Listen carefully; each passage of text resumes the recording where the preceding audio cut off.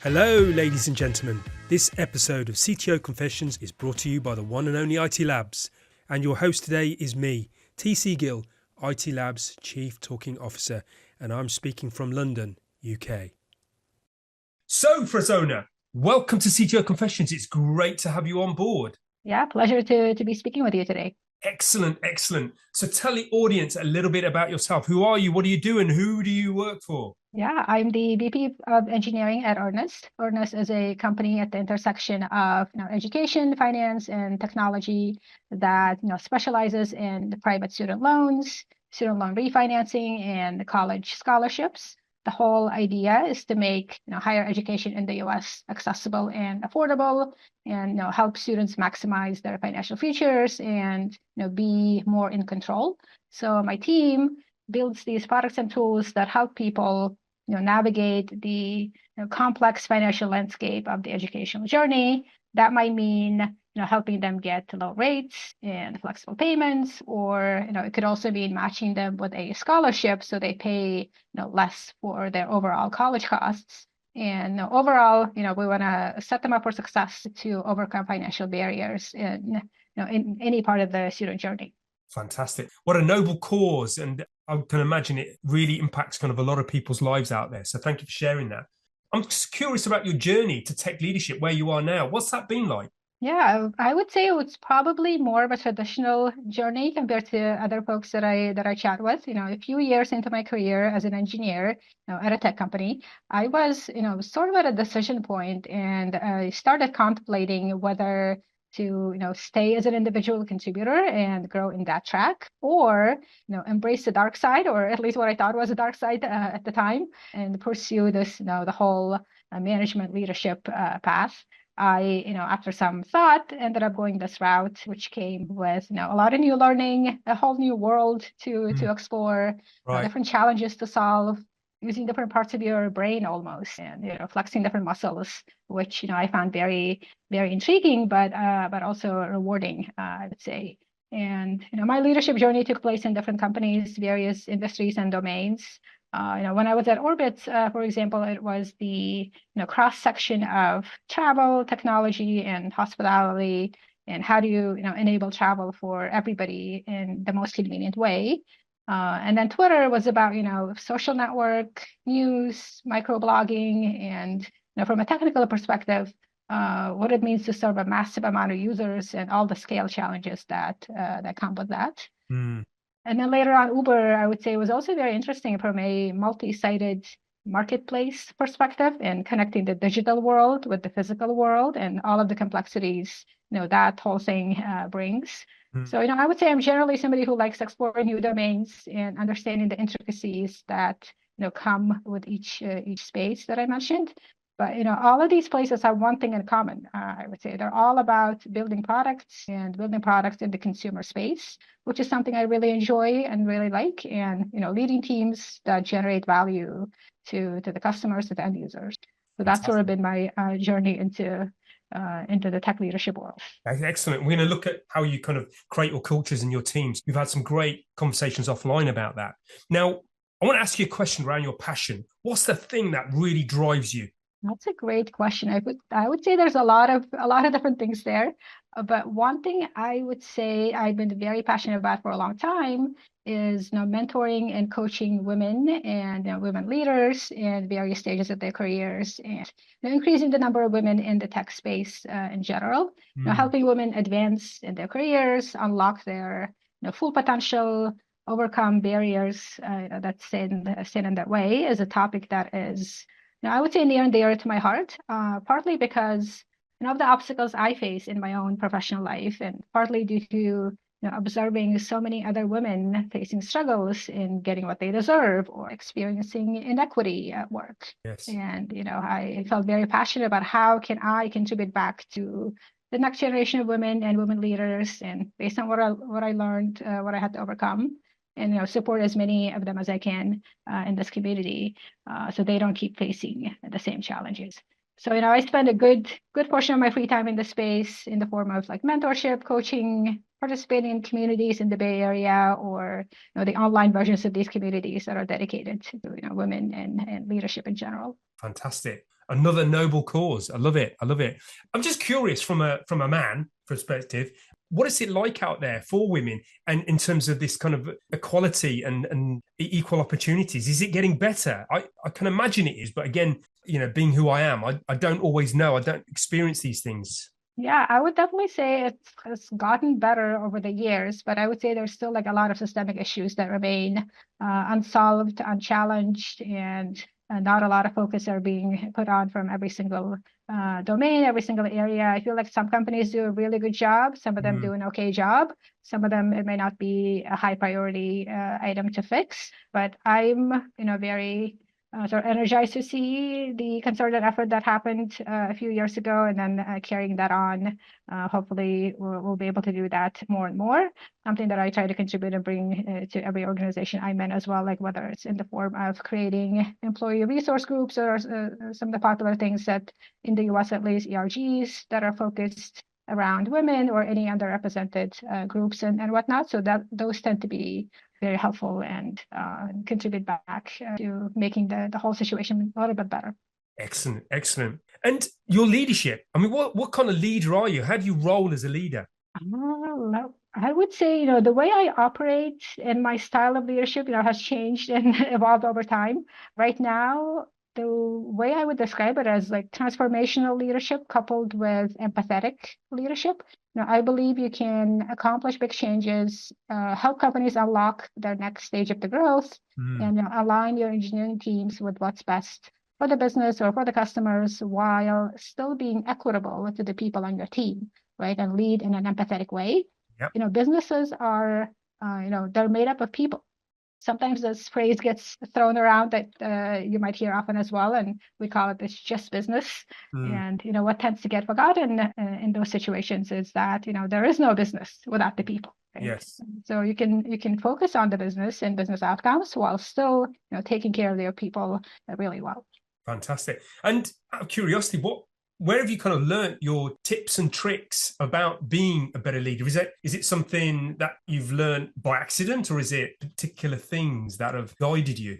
That is an interesting question, because I would say I did a lot of, earlier in my career at least, I did a lot of observational studying. I would observe some of the leaders that I really liked. It could be my skip level or somebody who was at a high up at the company. And I would, on the flip side, I would also look at some of the ones that I'm not necessarily liking or enjoying their style of leadership and try to figure out like, how do I take lessons, takeaways from those as well. So it was a little bit of both.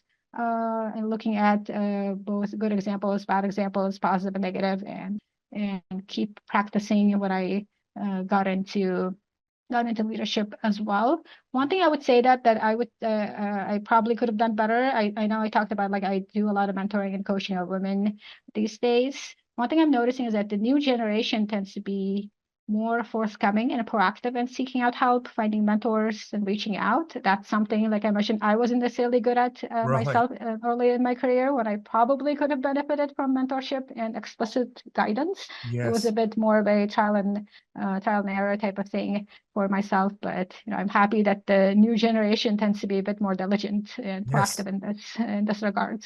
I've noticed that as well. And it's a wonderful thing, actually, because it's like an accelerant for people. And it's nothing like, somebody alongside you just to kind of give you a word of encouragement or just some advice based on their experience. I guess we're kind of going back to kind of the old ways, when we were in tribes or kind of smaller groups, we would have that in the space. And I think we went through a phase of becoming quite independent. And thankfully, it's kind of gravitating back. Yeah, totally. I do feel like the world has been a bit more on the individualist side, and now it's going back into sort of embracing communities and people actively reaching out. So yeah, I'm liking this new shift that's happening in the new generation of the workforce. Yeah, it's kind of interesting because also with the COVID era, as I like to call it, a lot of kind of connections and connectivity between people got kind of fragmented up. And I think we're kind of learning from that as well. Yeah, I must admit, I've got great people that are mentors to me. I've been mentors to other people. And it's wonderful to see the impact that it has. Sometimes it's very subtle, but it is very, very, very impactful. So if you haven't got a mentor out there, if you're listening to this and you haven't got a mentor, go and find one, okay? Don't wait around, don't hesitate. There's lots of people out there that want to help you, and go and ask. Yeah, absolutely. That's great advice. Great. So, as a leader, I can imagine, right? I'm just imagining. I'm a leader of sorts, but in your kind of tech space, there's lots of things that you've got to contend with. You know, you've got tech, you've got people, you've got business needs, and I think people in the kind of tech leadership are kind of multi-facing to the organization and outward to the market. What's the challenges? What's the things that keep you up at night? What keeps me up at night? Yeah, I feel like this, changes from time to time. There are many different things I would say that keeps me up at night on like depending on the day. Sometimes it could be about rethinking the way I approached certain situations, the technology choices that I made, or team related decisions that I need to make in terms of it could be a team structure or defining and your org design, for example. Playing out what if scenarios in your head constantly, especially in cases where now there is a lot of uncertainty and I don't necessarily have clear answers. So that's one of those things I would say. Other than that, I also do spend a lot of time doing recruiting and hiring. So sometimes it's about, thinking of the best ways to attract talent. Great people are always hard to find, and recruiting is an art, right? You got to sharpen your craft over time. And getting somebody on board with your mission and what you're trying to achieve is not a straightforward task. Yes. You need to sell, you need to position the role properly, pitch it in a way that is, that comes off as a win-win for both parties. So, sometimes it's those things that might be keeping me up at night. And what about the actual tech itself? Because, everything's moving fast. In fact, it's faster, it seems to get faster. How do you kind of handle that? Because I imagine buck stops with you, or do you kind of tap into the wealth of knowledge within your organization to figure out the best way forward? Yeah, I would say like it's a lot of different things. Usually I have a lot of, very seasoned senior engineers, architect level folks who, and that is their sort of craft and they know, they keep up with the technology side really well. But I, as a leader, also have to be sort of on top of all of the new technologies that are coming out. Like AI is a hugely hot topic these days, right? And how do we leverage that? Do we leverage it, especially in a highly regulated industry? What does that mean? What are some of the areas that I need to be careful about from a security or compliance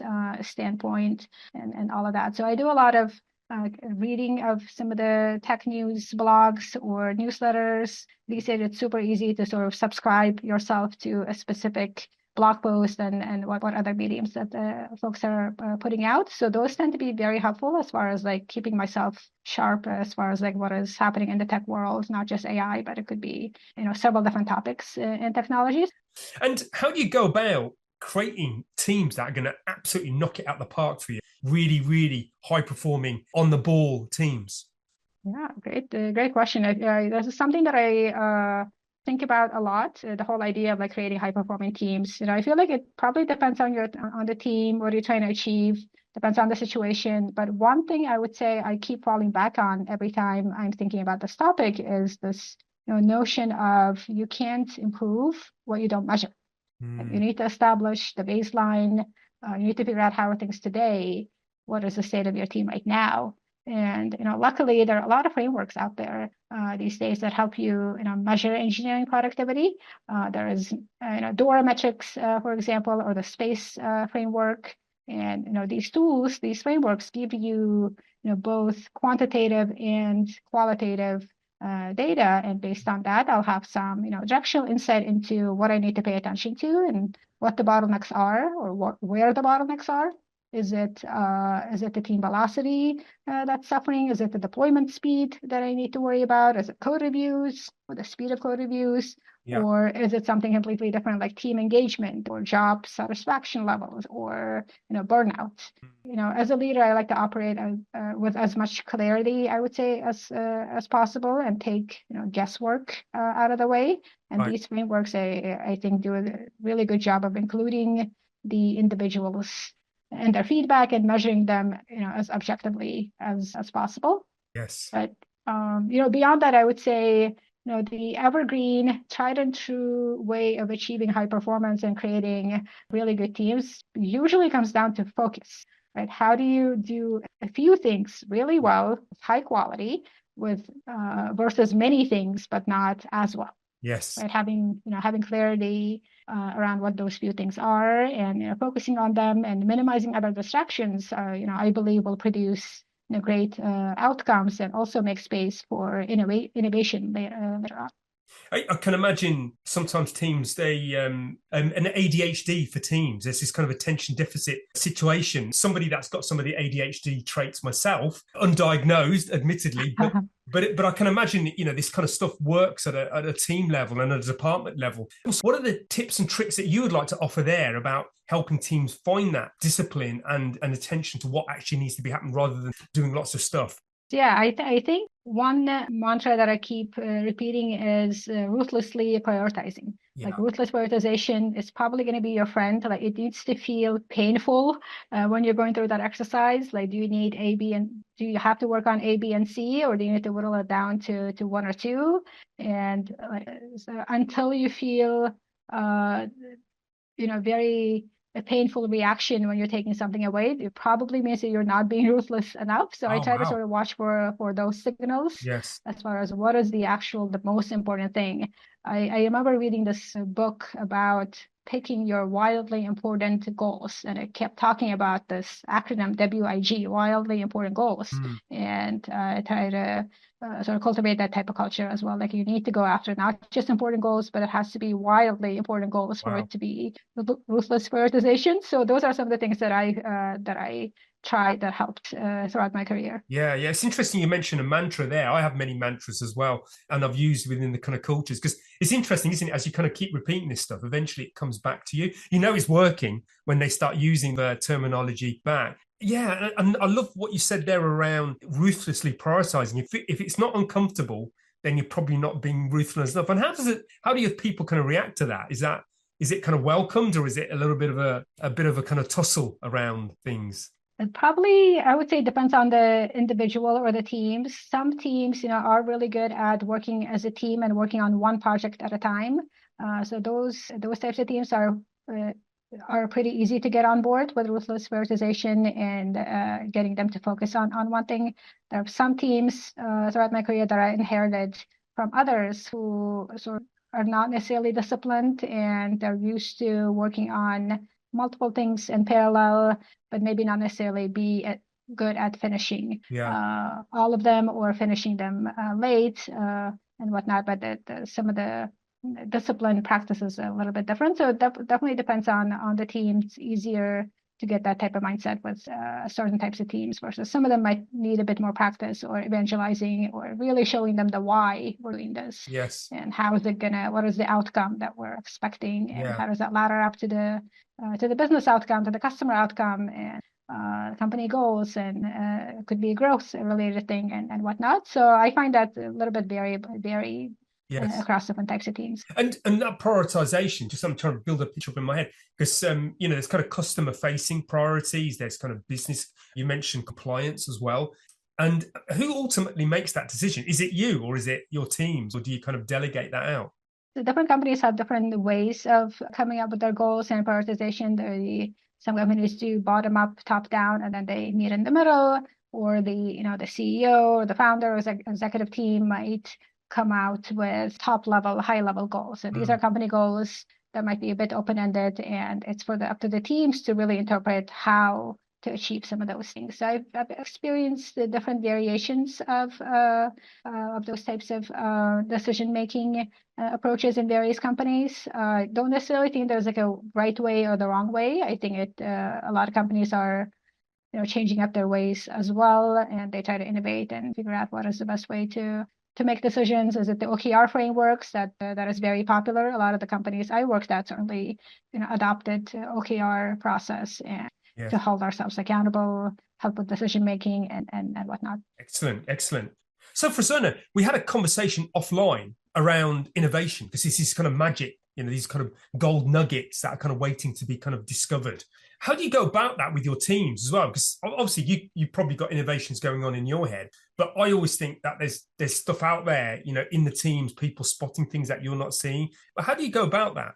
Yeah, absolutely. I think great ideas come from anywhere. It doesn't have to be just the your design team or your product manager team or your business development team or what have you. Having worked at consumer companies, I really appreciate the engineers who are close to the customer, close to the business, and take deep interest in what products they're building. So this is something that I personally really like to cultivate as much as possible, whether it's encouraging to do dog fooding of our own products, or getting engineers to listen on customer service calls, Mm, or partake in usability sessions or user interviews, or read customer complaints. yes. Those tend to be very eye-opening, at least to me personally. So it's a great way to gain empathy for your customers firsthand and deeply understand their pain and what they're going through. Yeah. And with that comes having better context, building better products, fixing bugs that you have been putting off for a long time, Mm. and coming up with new ideas as well to create more value later down the road. Yeah, yeah. I can imagine some features, bugs in the system cost the business and the operations quite a lot of time. And I guess there's kind of noise coming from the internally from the organization as well, is that this is something that we really need to kind of fix. And I guess that adds the kind of prioritization magic that you need to kind of get lined up. Yeah, it is usually the last push that an engineer might need, because it's possible that their manager or their product manager are pushing them to fix the bug. But until they hear directly from the customer how it's affecting their life, that small little bug is annoying and whatnot, they may not necessarily have that intrinsic motivation to go and fix. So now Yes. all of a sudden, once they've read the customer complaint or listened to the session or whatever that and heard from the customer directly, that's when I feel like that something sparks in their brain. And I've seen many examples of that. I'm like, okay, now I'm going to go and fix that bug, and nobody has to, twist my arm about Yes. it anymore. So I Yeah. love those moments. Oh, good. That's really good. That's really good. And interestingly, when I've used certain tools in the past, sometimes if something was watching my behavior, so this could be like an automated kind of feature within platforms. So actually, the fact that I'm going back and forth from a page, for example, there's something kind of odd in that behavior, maybe. I mean, is that stuff that you have there where you can kind of sniff out patterns of behavior from users? Absolutely. Yeah, there's a lot of like tracking mechanisms that you can hook up your website to or your app, and actually record the sessions as people are browsing your website, browsing your app, and which flow they're going to next, which buttons are they pushing, and all of that. So in aggregate, they definitely give us different patterns. People maybe are not necessarily discovering a certain button that we want them to discover, and it's taking them a lot longer to fill out a form, for example, or they're having a hard time finding the cancel button. That Right. seems to be a hot topic in general in Right. consumer Okay. companies. So yeah, we definitely watch for those types of things and make generalizations out of them, and see how companies in general can improve the usability of the products that they're building. And it's interesting you mentioned earlier on getting your engineers to use the product. I think that's something that I wish more companies would do, because being an ex software engineer and electronic engineer myself, you kind of think you kind of know, but you don't really know. You're not the customer. But yeah, I wish people would sometimes watch my use of other apps and see the behavior in there, and they're just like, somebody watch me doing this. I'm stuck, or this is painful. I always give feedback. Always go in and give some feedback loops to the customers. Oh, that is great. Yeah, hopefully some engineer out there or some internal employee is reading those and Yeah. creating tickets out of them and whatnot. Yeah. If anything, it's quite therapeutic because I get to vent, There you I kind of go. clean Yeah. my system out. Interestingly, Microsoft got a great feedback hub. And I love how that does that. And it kind of gets logged as a ticket, and then people kind of comment on it. So it kind of creates a community around how things can be improved as well. So that's a brilliant feedback loop, I think, to organizations to have that. Yep, absolutely.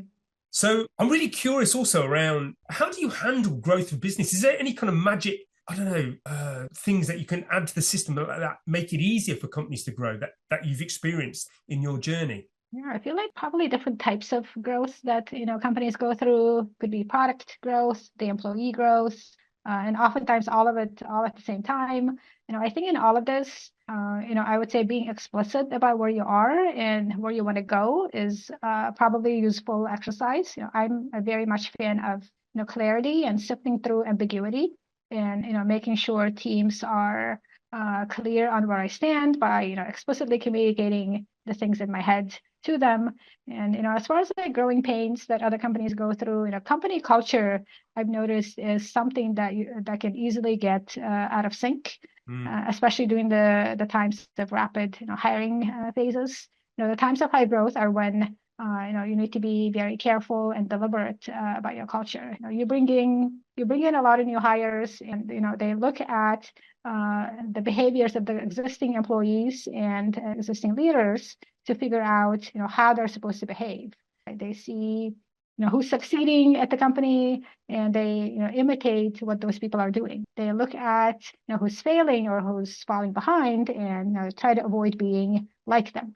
But if you're bringing on a lot of new leaders who aren't assimilated themselves yet, the company values or the norms or the company culture that you had don't necessarily have a chance to replicate easily.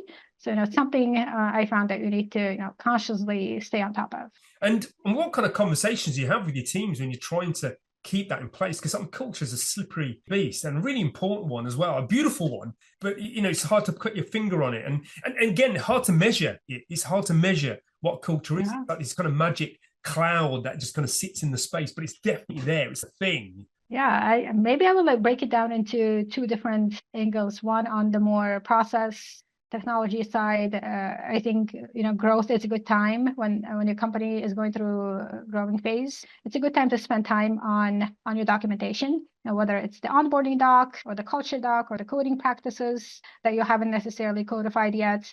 Technology decisions become very critical. So those are the types of conversations that I start having. This is where I need to be extra diligent about making long-lasting choices versus picking speed of delivery, for example. And I learned the art of slowing down in order to speed up later. Wow. And some of those high growth times. And on the second side, from a people perspective, I think you need to pay attention. I needed to pay attention to the engineering managers and what decisions they're making, what behaviors they're exhibiting from day to day, because managers are the central nervous system of company culture. They're the ones at the front lines interacting with their teams, with the engineers, and spending a lot of time with them, and sending a lot of signals as well every single day. And those signals could be like who is given the this cool shiny project, who gets the not so glamorous work, who is promoted and who's not, who gets called out for a shout out or a praise, and who's being left behind. So all of these like tiny, small little decisions and behaviors, send powerful signals to the organization, and this is how cultures are formed. So I think it's my job to make sure that all of that is happening in a fair and equitable way to everybody. Yeah. You mentioned something really interesting there. It's been coming up in my space quite a bit, actually. Slowing down to speed up, because I think this kind of madness that kind of got ourselves into, where we're just trying to speed up. And yes, we do want to get things out quicker. We do want to deliver more. I get it. But I think what's happening is that we're kind of throwing away a lot of the magic as we're speeding up as well. Everything has a cost, and speeding up has a cost. So yeah, it's interesting. And I guess, when you say to people, we need to slow down, we've got this growth, we need to slow down. I mean, what are those kind of conversations like? Is that a case of you want to do what? You want to slow what down? Yeah, it's an interesting question, because for my more senior, more experienced engineers, I think when I have those conversations, one good thing is like they totally get it. I think a lot of people, a lot of engineers, more seasoned engineers, like I mentioned, they actually want the space to slow down so they can migrate their systems or modernize the parts of the areas that have been bugging them. So in those situations, the conversations with more senior engineers tends to go over pretty smoothly.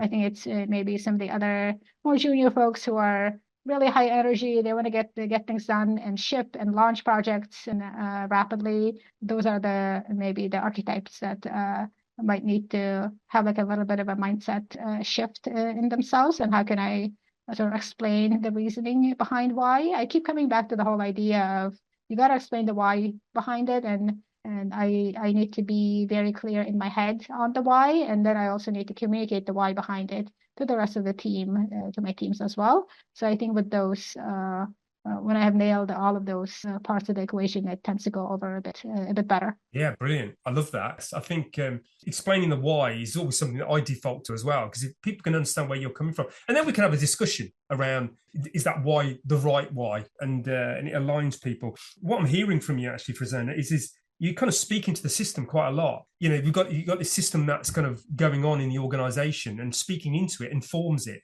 and it tells people where you're coming from as well, which I think is fascinating. That's really good. And you also mentioned around clarity in the organization as well. Yeah, I think there's a lot of noise that's happening, and clarity is really, audience can't see it, but I've got a clarity book on my shelf behind me around that kind of Very topic. cool. Yeah, and I think it's missing in on the individual level. We don't have clarity as to what we're doing, where we're going. But on an organization, I think everything's like fractals. They repeat, the patterns repeat on a kind of small scale, on a team level, on an organization, and we really need to look to see how we can reduce that noise. Actually, I want to just rewind back in it for a second, because I think you mentioned something earlier on around, keeping people, the teams focused, and as this kind of like endeavor to speed up rather than slow down. There's a lot of multitasking that goes on. And we all know multitasking doesn't work very well. We like to think it does. I think some people are better at it than others somehow. I know I'm not. I like to stick to what I'm working on and just get that done. How do you deal with that with teams that are being invited to kind of multitask or work maybe more than 3 things or 2 things? I mean, how does that work in your space? I think going back to what I said earlier about having the ruthless prioritization exercise and doing that really well. If I notice a team is struggling or they're working on too many things and they have too much work in progress, that's a good signal for me to maybe go and crack down on, hey, what is actually happening here? Why are they overburdened? Why are they trying to do 3 or 4 different things? And can I help them narrow it down to 1 or 2?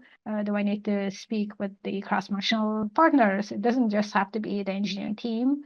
There's a lot of different ways and levers that I could influence or pull. So I think the first order of business for me would be to really understand how they got to that space, how they got to that state, and do they absolutely need to be multitasking and doing multiple things. And in some cases, it may warrant that because they absolutely need to do those things. Maybe because there's a hard deadline that you can't miss, or some other constraints that are not in my control and whatnot. In those cases, then there's other ways you could also help the team to be a bit more successful, whether you help them with extending their timeline, so to give them a little bit more breathing room, or you can give them a bit more staffing to help out, or depending on what that exercise that I do, and try to dig into why they're in that state. I think that sort of gives me a little bit of insight into what actions I need to take afterwards to make things a bit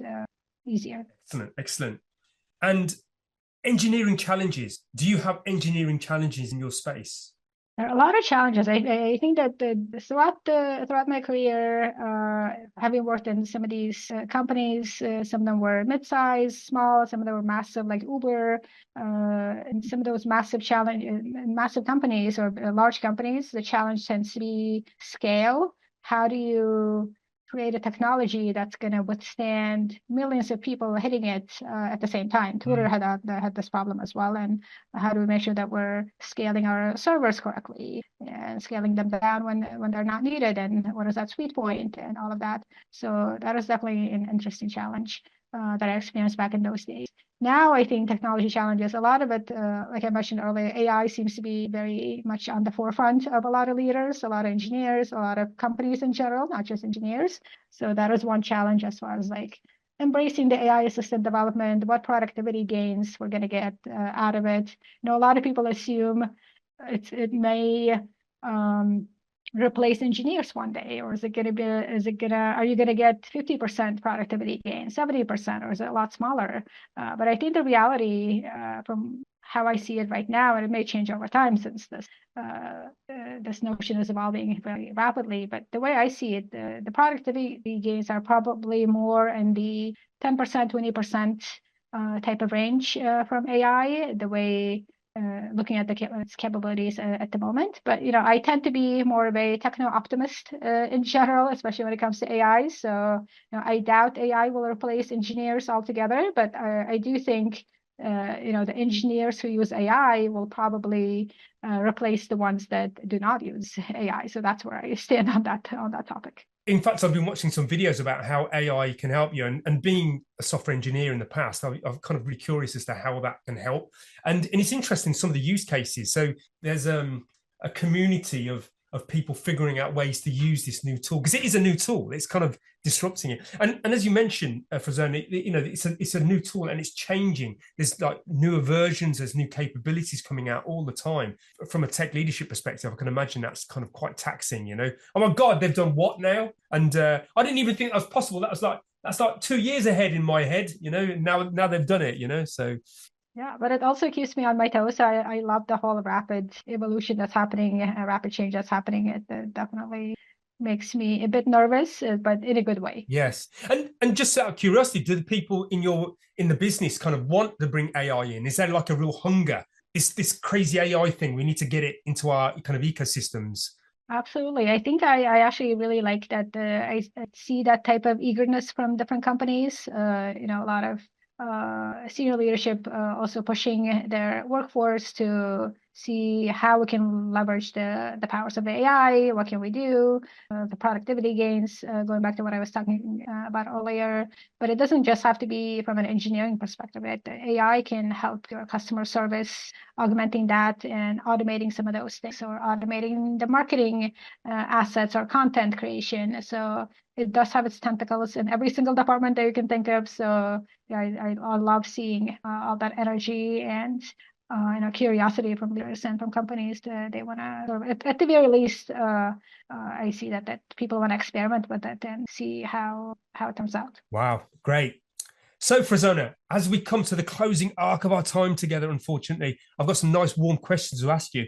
And one I usually ask, which you're probably familiar with, on your tech journey to your leadership, is there any advice that you'd give to aspiring tech leaders listening to this podcast about what they could do to maybe accelerate their journey, or maybe things not to do or things to do?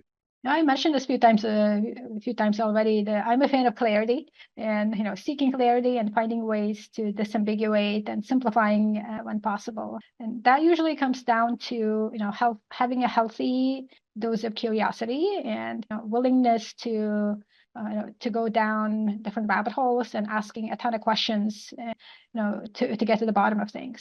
It's something I learned over time. The unwillingness to be satisfied with surface level answers, and looking for ways to convince myself and understand the why behind what I'm doing, or change it or adapt it if I don't agree, or if it's not something I believe in. Mm. And when you have that clarity yourself and deeply resonate with it yourself, with whatever it is that you may be pursuing, it is far easier to lead others and inspire people at a larger scale. So this would be my advice. I would say, asking questions, asking the right questions, asking a lot of questions. Yeah, love it, love it. And you've mentioned also the kind of mentorship as well, which is a great accelerator. Any books or anything else? Actually, I always kind of joke. Any films or theatre shows, music, even music, any songs that have kind of inspired you along your journey that you'd like to kind of share here? Maybe I'll go with the book one, because I am actually a huge bookworm. I read a lot of books on, building teams, motivating and inspiring human beings. Yeah. So maybe Right. I'll pick two recommendations. Sure. One is on the topic of leadership. It's called First Break All the Rules. It's a book I've read earlier in my career. It was actually something that inspired me to pursue a manager role. The main premise of the book, if I remember, is that the most effective managers focus on leveraging people's strengths rather than trying to fix their weaknesses. Mm. It also offers a lot of strategies to tailor your style to each person's unique abilities and to what motivates them. So that's one thing, more of a traditional book that I would recommend on leadership. The second book I want to call out is not related to leadership, but I find a lot of parallels and inspiration from it nonetheless.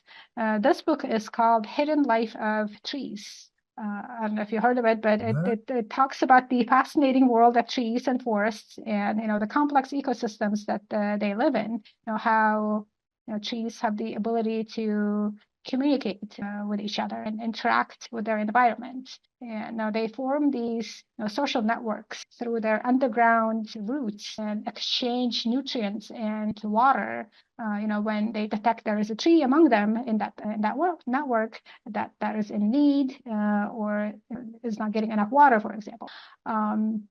And reading about their ability to form alliances, adapt to their changing environment, both above and underground, Wow.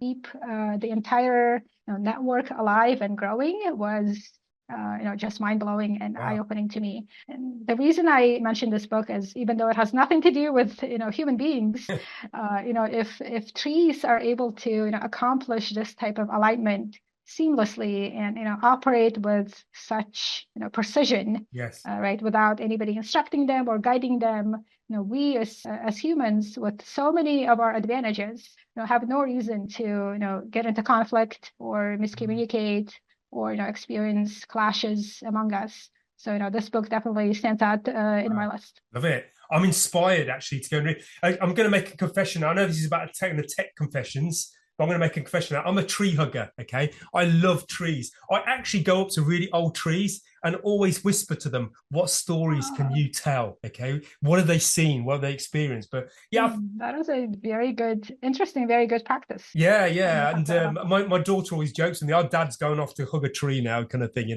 But so if there's any other tree huggers out there, please let me know. We can have a tree hugging conversation around that. And it's interesting, you do mention that these kind of networks. I think nature does teach us a lot about what can work. So that is definitely a book I'm going to add to my book mountain, my Himalayan book mountain of books to read, because it is fascinating.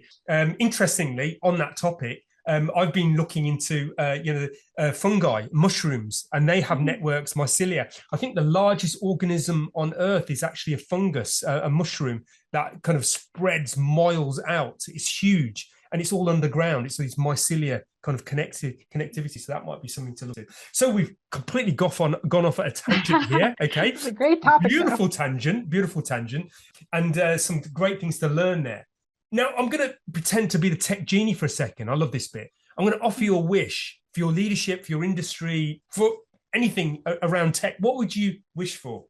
Well, I wish, I would say, for the tech world to have solved all the issues that women in tech face, or any underrepresented groups face, for that matter. As I talked about earlier, this is a topic I care about a lot. Mm, I certainly experienced my fair share of challenges, and we talked about how while the industry has come a long way in improving some of those things, there's still a lot of systemic issues that remain unresolved, as far as it could be inequality or inequity in the workplace, or some of those related issues. So I think it's about time we eliminate that disparity completely, and for the tech world to be a place where everybody can thrive without today's barriers. fantastic. Word up to that. I don't know if people remember that from the songs, but I absolutely agree with you. I think it's great progress that we're making, and I really champion that as well. Good luck with your mentoring as well that you do in that space. I think that's really honourable. Okay. So, as we come to the final full stop of our time together, Farzona, what is your final key takeaway that you'd like to leave our audience as a gift, as a parting gift?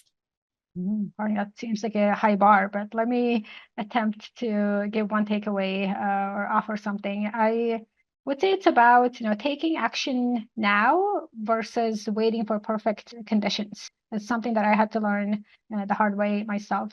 Especially now, the world has been exceptionally uncertain these days, right? With uncertain market conditions, the job market, the uncertainty around AI, as we talked about, and how it will play out in the future, the implications it will have for the technology or the engineering roles and the jobs.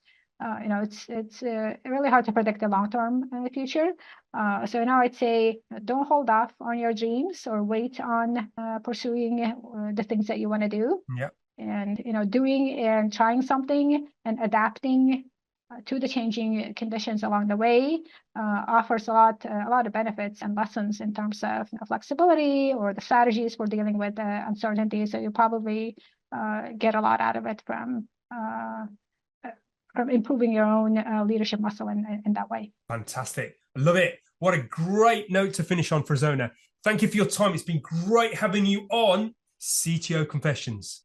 Likewise, great chatting with you today. And finally, remember to subscribe to CTO Confessions podcast and IT Labs newsletter, where you get regular tech articles and invites to the IT Labs webinar series. URLs for this can be found at the bottom of this page. We are consistently creating material to create, nurture and support a community of tech leaders. And of course, if you want to know more about IT Labs services, including our Teams as a Service service, please don't hesitate to get in touch. As mentioned in the intro, please think of us like tech leaders' favourite off-the-shelf service, providing agility, high-performing teams off that shelf with a wide breadth of skill and knowledge. Well, that's all, folks. Look after each other and keep safe. Wishing you all a good day or evening wherever you are in the world from all of us here at IT Labs. Live long, live well and prosper until we meet again on the next CTO Confessions podcast.